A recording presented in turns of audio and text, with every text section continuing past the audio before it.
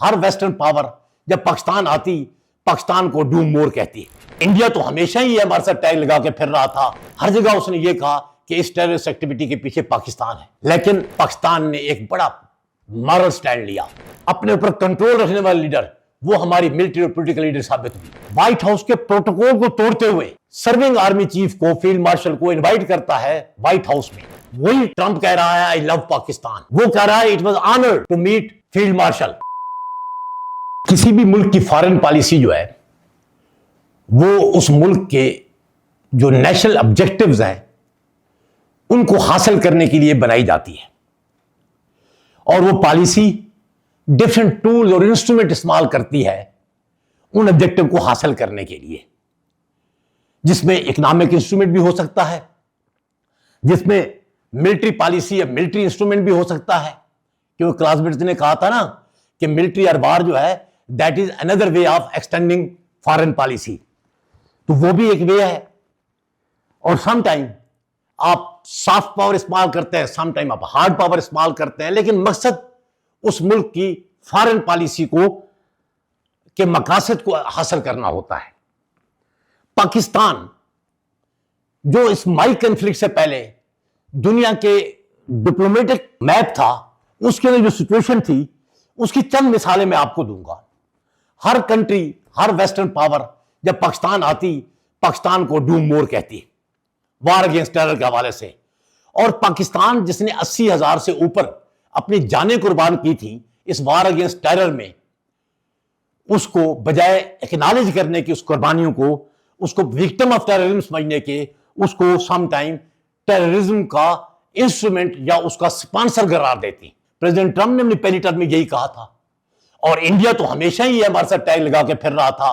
वो 2016 का उसका फॉल्स फ्लैग उड़ी का ऑपरेशन है, वो 2019 का पुलवामा है, या अभी 2025 का पहलगाम है। हर जगह उसने ये कहा कि इस टेररिस्ट एक्टिविटी के पीछे पाकिस्तान है। आपको याद होगा कि प्रेसिडेंट ट्रंप अपने लास्ट टेन्योर में, आखिरी साल में, आखिरी चंद महीनों में, उसकी जब उसने ट्वीट बहुत से किए, एक में उसने कहा मैंने पाकिस्तान को $33 बिलियन जो है वार अगेंस्ट टेरर की मुस्लिम मद में हमने दिए हैं, लेकिन इसके बदले पाकिस्तान ने क्या दिया है? वो फेमस सेंटेंस जो उसने कहा था, उसने कहा Pakistan delivers lies and deceits. That was something very very, मतलब जैसे कहते हैं बड़े क्रिटिकल और क्रूशियल और बड़ा भयानक था पाकिस्तान के इमेज के ऊपर, उसके टेरर के अंदर कुर्बानियों के हवाले से। दूसरा, जब वो चला गया, बाइडेन साहब आए थे, बाइडेन साहब, हालांकि हमने बाइडेन की हेल्प की, हमने अमेरिकन आर्मीज को दोहा डील के बाद अफगानिस्तान से निकलने में मदद दी, अपने मुल्क लेके आए। बजाय बाइडेन हमारा शुक्रिया अदा करता रहा, वो फोन करता, हमारा प्राइम मिनिस्टर उसकी टेलीफोन कॉल का 6 से 7 मिनट तक इंतजार करता रहा कि वो आज कॉल करेगा, कल करेगा, उसने कॉल ही नहीं किया। ये पाकिस्तान की फॉरेन पॉलिसी पे पोजीशन थी। 2016 में जब पाकिस्तान में सार्क की समिट होनी थी और साउथ एशियन कंट्री ने आना था, उस वक्त इंडिया ने इनकार कर दिया कि जी उड़ी का फॉल्स फ्लैग ऑपरेशन जो इंसिडेंट है उसके बिना पे हम नहीं आते, क्योंकि इस टेररिज्म में हम समझते हैं पाकिस्तान के फुटप्रिंट नजर आते हैं। और उस वक्त पाकिस्तान की खित्ते में फॉरेन पोजीशन क्या थी, पॉलिसी की डिप्लोमेटिक, कि पाकिस्तान इतना तनहा रहा कि अफगानिस्तान ने 20 समिट में आने से इनकार कर दिया, सार्क की समिट में बांग्लादेश ने भी इनकार कर दिया, भूटान ने भी इनकार कर दिया। This was Pakistan standing. 2019 में भी जब पुलवामा का वाकया हुआ, हम चीखते रह गए कि भी हम इसमें इन्वॉल्व नहीं है, तो दुनिया ने, हर एक ने हमें कहा यू डू मोर। लेकिन अब पहलगाम में पाकिस्तान ने एक बड़ा मॉरल स्टैंड लिया। डे 1 में पाकिस्तान ने कहा कि let's have a third party investigation, और वो पार्टी अगर वे कसूरवार समझेगी तो हम रिस्पॉन्सिबिलिटी लेंगे, अदरवाइज हम नहीं हैं। और साथ ही पाकिस्तान ने कहा कि जी IWT को आप बंद नहीं कर सकते, आपका अख्तियार नहीं है इंडस वाटर ट्रीटी को सस्पेंड करना। इसलिए अगर आप सस्पेंड करेंगे, पानी को रोकेंगे, 24 करोड़ अवाम के पानी को रोकेंगे, तो हम इसको एक्ट ऑफ वार समझेंगे। तो यह बात पाकिस्तान ने शुरू में कर दी। और दुनिया ने पाकिस्तान के इस प्रिंसिपल स्टैंड को इस दफा बाई किया। पहली दफा थी कि इंडिया अपना वो बयानिया बेच नहीं सका जो पाकिस्तान के खिलाफ टेररिस्ट स्पॉन्सर स्टेट का वो लगाया करता था। यहां मैं समझता हूं कि पाकिस्तान के फॉरेन पॉलिसी की पहली विक्ट्री हुई। लोगों को एतमाद दिया कि आप इस कंसेप्ट को भी सोचने की कोशिश करें, इस पहलू को। लेकिन मई वार जब होने वाली थी उससे पहले दुनिया जहान कह रही थी कि पाकिस्तान इंडिया की जंग हो रही है, लेकिन ट्रंप कह रहा था नहीं, ये 1000 साल तक लड़ते आ रहे हैं, इनको लड़ने दो। यानी कि किसी ने भी रिस्पॉन्सिबिलिटी नहीं फील की कि इस दो न्यूक्लियर वारिंग्स जो नाइबर्स हैं इनको रोका जाए, कहीं नौबत बाकी न्यूक्लियर फ्लैश पॉइंट तक न पहुंच जाए।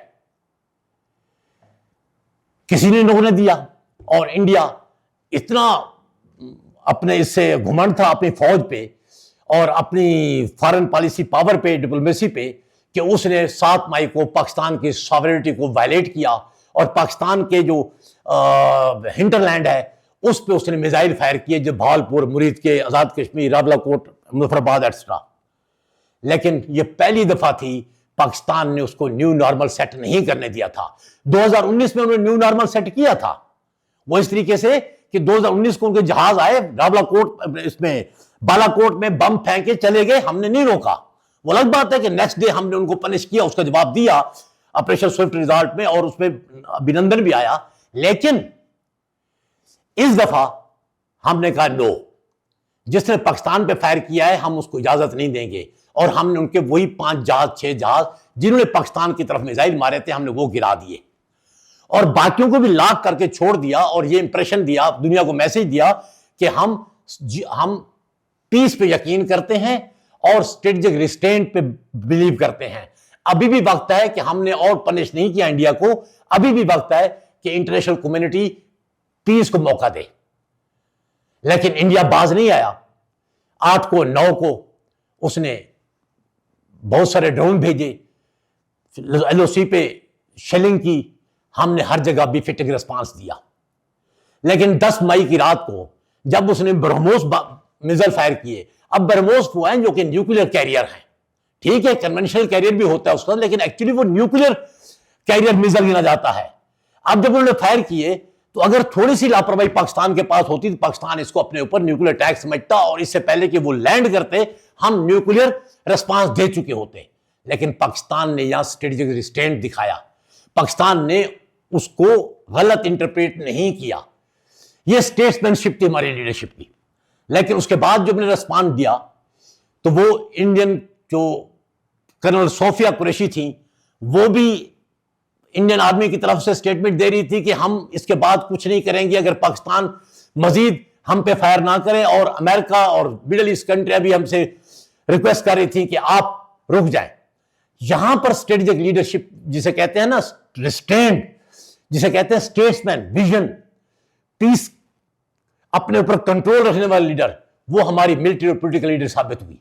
जब वो जंग जीत रहे थे, जब वो अपने मुकाबले पहलवान के सर पे बैठे हुए थे और उस टाइम सर कुचलना आसान था, उस वक्त उन्होंने अपना हथौड़ा और अपना हाथ दोनों रोक लिए, सिर्फ दुनिया के इस काल पे कि पीस होना चाहिए। खतरा है इस जंग को कि ये जंग हजारों लाखों इंसानों को मौत की तरफ न ले जाए। तो पाकिस्तान ने रिस्पॉन्सिबल कंट्री का मुजाहरा किया। उसके बाद क्या हुआ, इस मैसेज ने, पाकिस्तान की इस रिस्पॉन्सिबिलिटी ने इनफैक्ट इंटरनेशनल एक्सटीरियर फ्रंट पे इंटरनेशनली बड़ा कंट्रीब्यूट किया। इंडिया ने 40 वफद भेजे 40 मुल्कों में, कहीं भी उनका बयानिया नहीं बिका। लेकिन पाकिस्तान का बयानिया इस तरह बिका कि पाकिस्तान को ना सिर्फ खित्ते का नेट सिक्योरिटी स्टेबलाइजर और पीस, पिलर ऑफ पीस करार दिया गया, एंकर कहा गया पीस का, बल्कि पाकिस्तान को खित्ते में एंटी टेररिज्म जो डायलॉग है उसका भी सरपंच मान लिया गया, जो आपके सामने है। 30 जून को जनरल कोरिला और 5 army chief central Asian state के GHQ हमारे बैठे हुए थे, और वो क्या, वो हमारे फील्ड मार्शल की इसी डायरेक्शन का इंतजार कर रहे थे कि किस तरीके से खित्ते में पीस को प्रमोट करना है, स्टेबिलिटी लानी है, किस तरीके से हमने टेररिज्म को खत्म करना है, काउंटर करना है, और कनेक्टिविटी को बढ़ाना है, ट्रेड को बढ़ाना है। ये वो रोल था जो पाकिस्तान को अमेरिका की तरफ से आ रहा है। और चाइना और हम तो पहले ही स्टेबिलिटी की तरफ काम कर रहे थे कि हमने सीपैक को कामयाब करना है, BRI को कामयाब करना है। और रशिया भी इसी की तरफ जो है वो एंडोर्स कर रहा है इस रोल को। दूसरे लफ्ज में पाकिस्तान अपनी फॉरेन पॉलिसी में इस खित्ते में तीनों ग्रेट पावर की नुमाइंदगी कर रहा है as far as war against countering terrorism concern.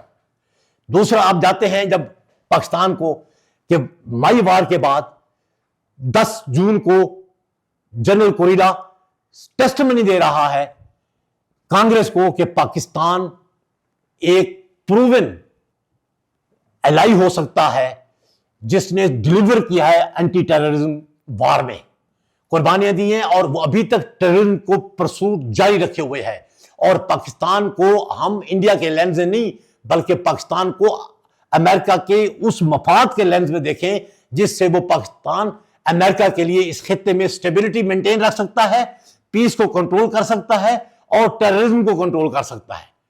और ये बेसिकली वो कांग्रेस की अप्रूवल ही थी जनरल कुरिला को कि इस 30 जुलाई को जब वो हमारे पास सेंट्रल एशियन स्टेट के साथ डिफेंस चीफ के साथ आए हुए थे। फिर आप देखें कि पाकिस्तान को सिक्योरिटी काउंसिल में वाइस चेयरमैन बनाया जाता है टेररिज्म एंटी टेररिज्म कमेटी का, उस पाकिस्तान को जिसके साथ इंडिया ने टेररिस्ट स्टेट का टैग लगाया हुआ है बड़े अरसे से। पाकिस्तान को ना सिर्फ इस कमेटी का वाइस चेयरमैन बनाते हैं बल्कि पाकिस्तान को तालिबान की सैंक्शन कमेटी का भी चेयरमैन बनाया जाता है। जो सबसे हॉलमार्क इवेंट होता है वो इवेंट होता है जब चीफ ऑफ आर्मी स्टाफ जो फील्ड मार्शल हमारे हैं इनको इनवाइट किया जाता है 250th बर्थडे जो थी या एनिवर्सरी थी अमेरिकन आर्मी की, उस पे एज ए गेस्ट बुलाया जाता है। और जब वहां जाते हैं तो व्हाइट हाउस के प्रोटोकॉल को तोड़ते हुए सर्विंग आर्मी चीफ को, फील्ड मार्शल को इनवाइट करता है व्हाइट हाउस में। और वो व्हाइट हाउस में जाते हैं, वहां 1 घंटे की मुलाकात 1.5 घंटे नहीं बल्कि 2.5 घंटों में कंक्लूड होती है। मीटिंग खत्म होती है, बाहर आते हैं तो उस मीटिंग में क्या हुआ कि ट्रंप आके बाहर कह रहा है कि आई लव पाकिस्तान। ये वही ट्रंप है जिसने पहली टर्म के आखिरी दिनों में कहा था Pakistan has delivered nothing but lies and deceits. वही ट्रंप कह रहा है आई लव पाकिस्तान। वो कह रहा है it was honour to meet field marshal. वो कह रहा है कि Pakistan knows much more than us about Iran. इसका मतलब यह हुआ कि उस मीटिंग में ईरान डिस्कस हुआ। पाकिस्तान ने अपना व्यू पॉइंट ईरान पे दिया कि ईरान की इंडिपेंडेंस फ्रीडम मेंटेन रहनी चाहिए, ईरान की डिग्निटी उसको रेस्पेक्ट करना चाहिए। ईरान की जो प्रेजेंट रजीम है that is much better than change of regime option, क्योंकि चेंज ऑफ रजीम में ना तो खित्ता कबूल करेगा क्योंकि वो इजरायली स्पॉन्सर रजीम होगी और ना पाकिस्तान करेगा क्योंकि पाकिस्तान अपने ईस्ट फ्रंट में इंडिया को फेस कर रहा है और उस इंडिया के साथ हर वक्त इजराइल साथ है और अपने वेस्टर्न बॉर्डर पे वो इजरायली रजीम जो है स्पॉन्सर रजीम को बर्दाश्त करे, नॉट पॉसिबल।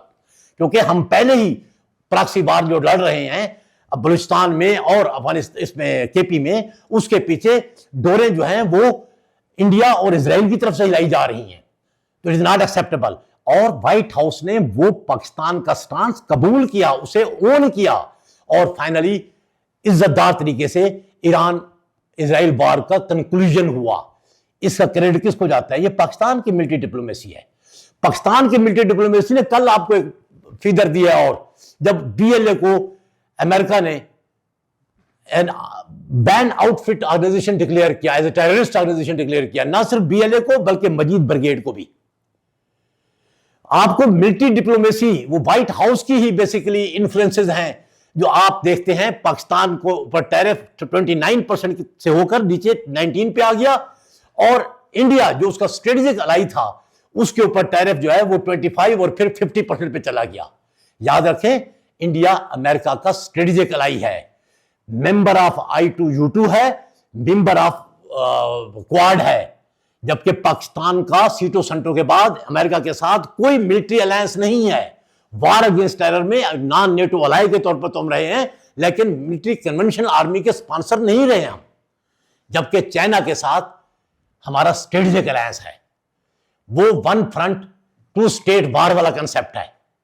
और इंडिया को यह समझ लेना चाहिए, ये फॉरेन पॉलिसी का कुछ ऐसे इंडिकेटर्स हैं जिनको आप खुद देख के इंटरप्रेट करते हैं। वो ईरान जो पिछले साल फरवरी में पाकिस्तान के खिलाफ मिसाइल एक्सचेंज कर रहा है इस टेररिस्ट की वजह से, वो उसी ईरान की पार्लियामेंट के अंदर तशक्कुर पाकिस्तान के नारे लग रहे हैं।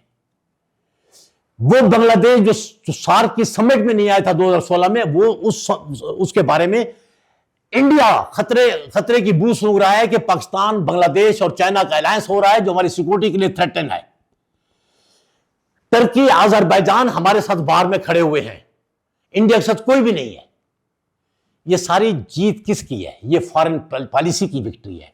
वो अलग बात है, जब हम इसका फर्दर पोस्टमार्टम करते हैं तो हमें मिलिट्री डिप्लोमेसी स्पीयर हेड करते हुए नजर आती है। आप देखें 28 जुलाई को जब पाकिस्तान का field marshal Chinese prime minister से मिल रहा है, उस वक्त पाकिस्तान का foreign minister American foreign secretary से मिल रहा है। और उसके बाद 3 से 4 दफा फॉरेन सेक्रेटरी जो अमेरिका है उसका कॉलें आ चुका, टेलीफोन आ चुका है, डिफरेंट इंटरनेशनल इशू पे कोऑर्डिनेट किया गया है हमारे फॉरेन ऑफिस से। ये सारी चीजें इंडिकेट करती हैं कि पाकिस्तान जो मई 2025 से पहले का फॉरेन पॉलिसी का जो स्पेक्ट्रम था वो टोटली चेंज हो चुका है। अब हम फॉरवर्ड मूविंग और होलसम इनकम्पसिंग फॉरेन पॉलिसी रखते हैं जो खित्ते में भी है, रीजन में भी अपने साथ लोगों को मिलाए हुए और ग्लोबली भी एक्सेप्टेबल हो रही है। तो ये मेरे ख्याल में बहुत बड़ी जीत है और हमें चाहिए कि हम इसको जारी और सारी रखें।